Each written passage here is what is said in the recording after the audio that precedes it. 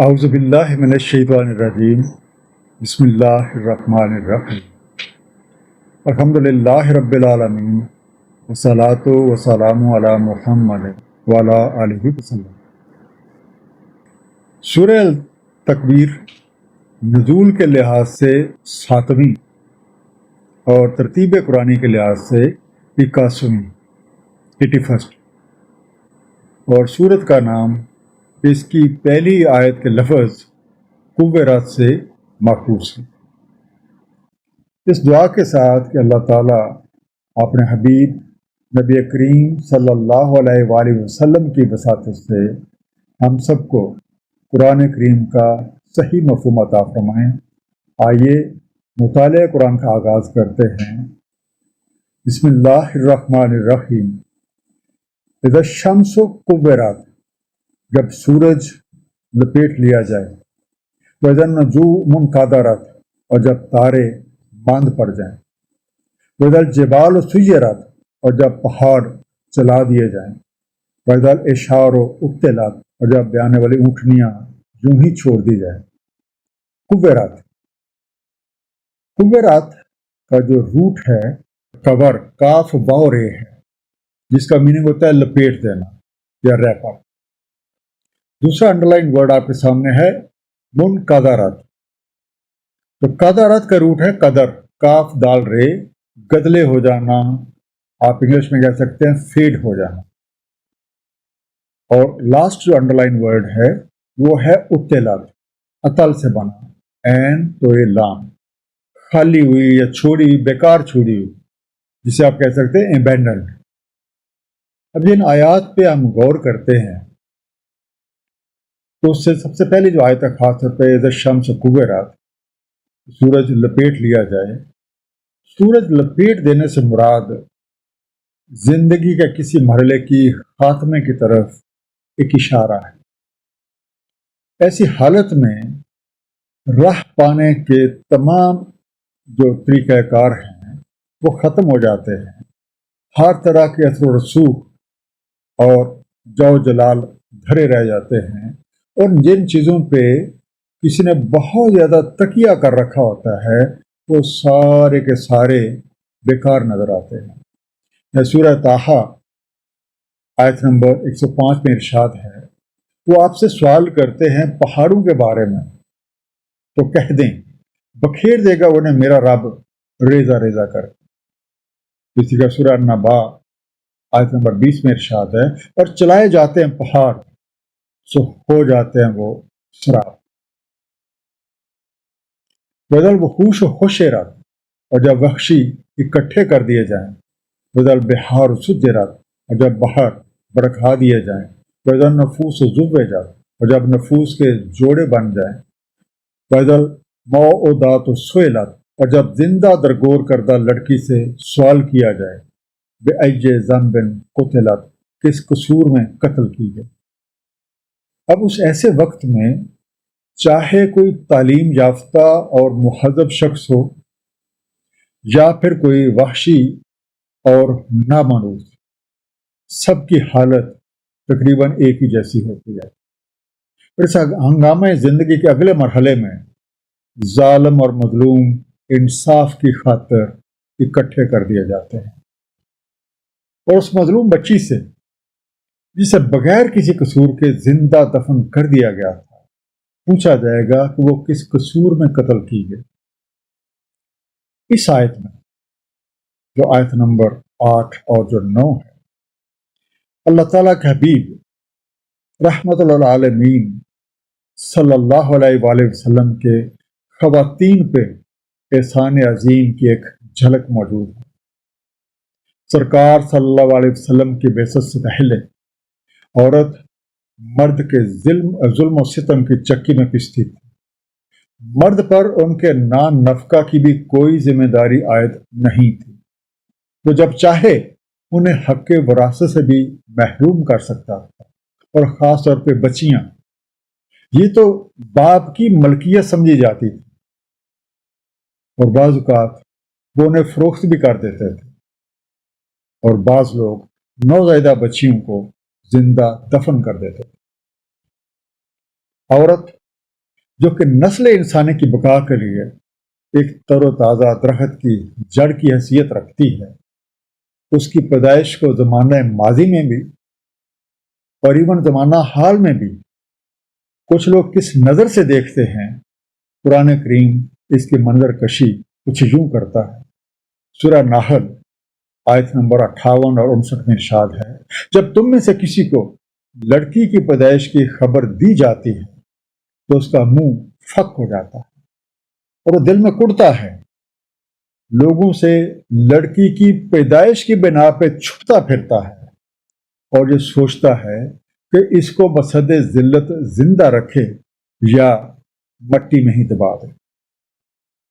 چنانچہ اس آر سے بچنے کے لیے بعض قبائل میں لڑکیوں کو زندہ درگور کرنے کا نہ صرف رواج تھا بلکہ ان کو زندہ درگور کرنا ایک فخر کی نشانی سمجھا جاتا تھا۔ قرآن کریم نے ایسے لوگوں کی خراب حرکت کی خبر ان آیات میں دی ہے۔ وَإِذَا الْمَوْءُودَاتُ سُئِلَتْ بِأَيِّ ذَنبٍ قُتِلَتْ، جب زندہ درگور کردہ لڑکی سے پوچھا جائے گا وہ کس گناہ میں قتل کی گئی۔ آقا دو عالم نے صلی اللہ علیہ وآلہ وسلم نے جن الفاظ میں بیٹی کی کفالت کی ترغیب دی ہے، اس سے نہ صرف عورتوں کی فضیلت اور اہمیت واضح ہوتی ہے بلکہ حقیقت یہ ہے کہ تمام عالم نسواں محسن اعظم صلی اللہ علیہ وآلہ وسلم کے صرف ان الفاظ کا ہی بدلہ نہیں دے سکتا۔ سرکار صلی اللہ علیہ وآلہ وسلم نے فرمایا، جو شخص 2 لڑکیوں کی پرورش کرے جہاں تک وہ سن بلوغ تک پہنچ جائیں، وہ قیامت میں میرے ساتھ ہوگا اور اتنا قریب ہوگا جیسے 2 انگلیاں۔ آپ صلی اللہ علیہ وسلم نے انگشت شہادت اور وسطی انگلی کو ساتھ ملا کے اشارہ فرمایا۔ وَإِذَا الصُّحُفُ نُشِرَتْ، اور جب صحیفے نشر کر دیے جائیں، وَإِذَا السَّمَاءُ كُشِطَتْ، اور جب آسمان ادھیڑ مارا جائے، وَإِذَا الْجَحِيمُ سُعِرَتْ، اور جب جہیم دہکائی جائے، وَإِذَا الْجَنَّةُ أُزْلِفَتْ، اور جب جنت نزدیک لائی جائے، عالمت نفس ما احضرت، معلوم ہو جاتا ہے نفس کو جو کچھ اس نے حاضر کیا، یا آپ کہہ سکتے ہیں جو کچھ وہ لے کے آیا۔ کشتت کشت سے بنا، کاف شین توئے، اس پہ پڑا ہوا پردہ ہٹا دیا جائے یا اس کا پوسٹ اتار دیا جائے، اسٹرپڈ اور ٹیکن آؤٹ۔ تو ایسے وقت میں اعمال کے دفتر کھول دیے جاتے ہیں اور ہر طرح کی تفصیلات مہیا کر دی جاتی ہیں اور ہر ایک کو اپنا انجام بذات خود نظر آنے لگ جاتا ہے۔ فَلَا أُقْسِمُ بِالْخُنَّسِ، سو نہیں ہے میں قسم کھاتا ہوں پسپا ہونے والوں کی، الجوار الکنس، چلنے والے چھپ جانے والوں کی، واللیل اذا عسعس، اور رات کی جب وہ جانے لگے، والصبح اذا تنفس، اور صبح کی جب وہ سانس لے۔ بالخنس، خنس سے بنا، خے نون سے پیچھے ہٹ جانے والے، ریٹریٹنگ۔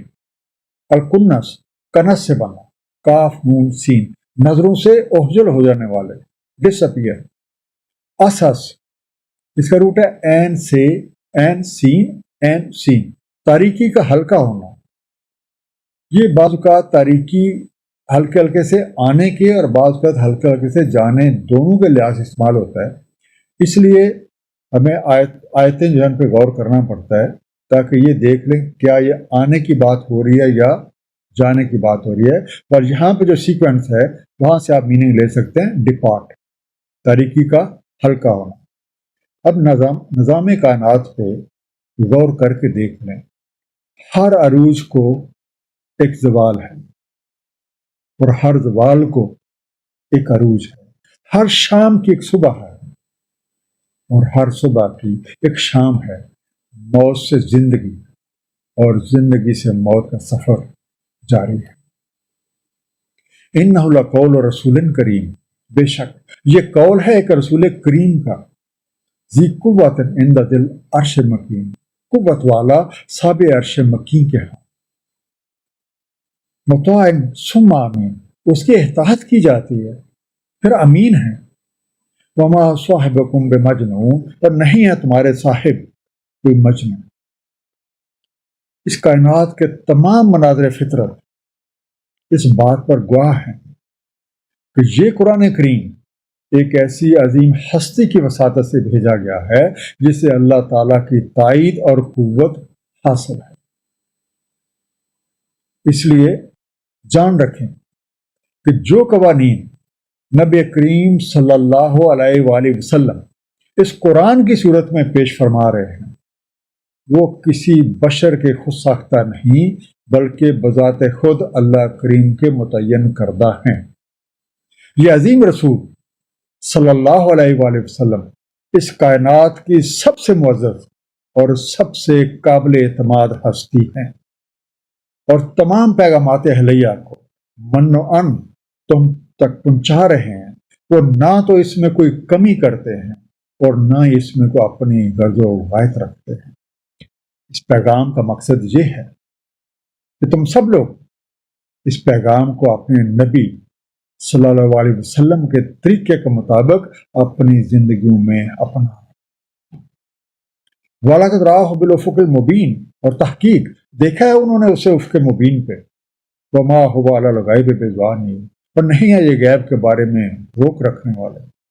وَمَا هُوَ بِقَوْلِ شَيْطَانِ الرَّجِيمِ، اور نہیں ہے یہ قول کسی شیطان رجیم کا۔ فَأَيْنَ تَذْهَبُونَ، سو کدھر جا رہے ہو تم؟ بِضَنِينٍ، زنن سے بنا، زواد نون نون، کسی پسندیدہ اور مرغوب شے سے بخل کرنا یا بچا بچا کے رکھنا۔ To be miser with desired and favourite things. اب اس مقصد کی خاطر اللہ تعالیٰ نے آپ صلی اللہ علیہ وسلم کو اس کائنات میں بلند ترین مرتبے پہ فائز کیا ہے، اور آپ کو علم و حکمت کے ان خزانوں سے نوازا ہے کہ باقی سب آپ ہی کے محتاج ہیں، اور ہر اس کو دیتے ہیں جو کوئی حاصل کرنا چاہتا ہے۔ اور آپ صلی اللہ علیہ وآلہ وسلم کی شان یہ ہے کہ اپنی خواہش سے کچھ بھی نہیں کہتے، بلکہ آپ کی زبان سے سب کچھ بمطابق وہی ادا ہوتا ہے۔ جیسے کہ سورہ نجم 1 سے لے کے جو 7 تک آیات ہیں، تو کیا ہی خوبصورتی سے اللہ تعالیٰ نے یہ شان بیان کی ہے۔ قسم ہے نجم کی، جب وہ خواہش کرے، نہیں بھٹکے ہوئے تمہارے صاحب، اور نہ ہی اغوا ہوئے، اور نہیں بولتے وہ اپنی خواہش سے۔ نہیں ہے یہ مگر ایک وحی جو کی جاتی ہے، سکھایا ہے انہیں زبردست قوتوں والے زور آور نے، پھر استوا کیا، اور وہ ہے افق اعلیٰ پر۔ اور ان کی شان تو یہ ہے کچھ بھی اپنی ذات تک محدود نہیں رکھتے، جو کچھ بھی آتا ہے انتہائی کشادہ دلی سے بانٹ دیتے ہیں اور دوسروں تک پہنچاتے ہیں تاکہ باقی لوگ اس سے مستفید ہو کے کامیابی سمیٹ لیں۔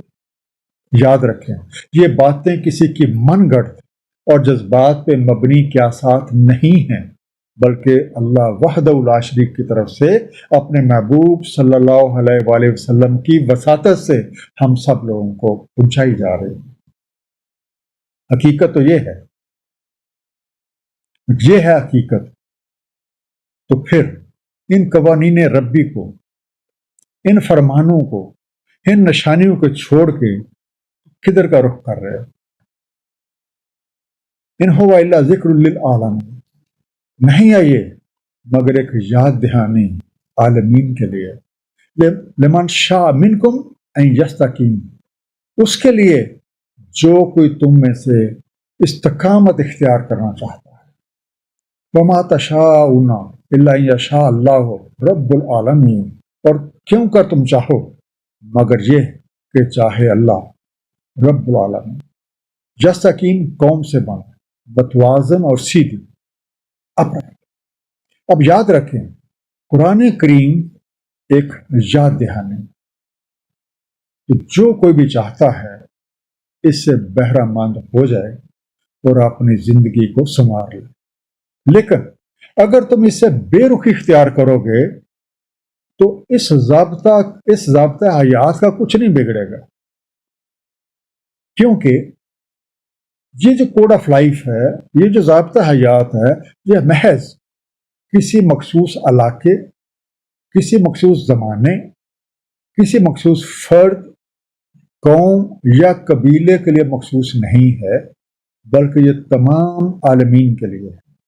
اس لیے جو کوئی اس کے ذریعے سے زندگی کے ہموار اور خوشگوار راہوں پہ استقامت اختیار کرنا چاہتا ہے وہ کر لے، لیکن اس پیغام حق سے فائدہ اٹھانے کے لیے ضروری ہے کہ آپ اپنے ذاتی رجحانات اور مفادات کو بالائے طاق رکھ کے اپنے آپ کو منشاء علیہ کے ہم آہنگ کر لیں، جیسا کہ سورہ مدثر آیت نمبر 56 میں ارشاد ہے۔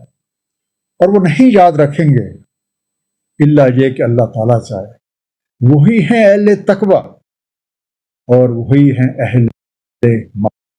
اور جیسے سورہ دہر میں بھی ارشاد ہے، سورہ دہر آیت نمبر 30، اور تم کیوں کر چاہو مگر یہ کہ اللہ تعالیٰ چاہے، بے شک اللہ تعالیٰ علیم و حکیم۔ صدق اللہ العلی العظیم۔ صلی اللہ تعالیٰ علی حبیب محمد وآلہ وسلم۔